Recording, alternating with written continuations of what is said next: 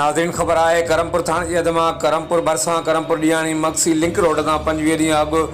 नामालूम जवाबदारनि पारां धोखे सां घुराए फुरकियल हाफ़िज़ फ़िदा हुसैन सूमरो ऐं मंठार अली सूमरो जो dozer rickshaw Karampur police team SHO Ghulam Ali Birohi जी अॻुवाणी में जमाल वारे इलाइक़े में खुफ़िया इतला ते जवाबदारनि ख़िलाफ़ कार्रवाई करे फुरथियल डोज़र रिक्शा रिकवर कराए मालिकनि हवाले करे छॾियो आहे, जॾहिं त जवाबदार फ़रार थी वञण में कामयाब थी विया। हर वक्त आगाह लाइ ॾिसंदा रहो JTN वेब न्यूज़ करमपुर।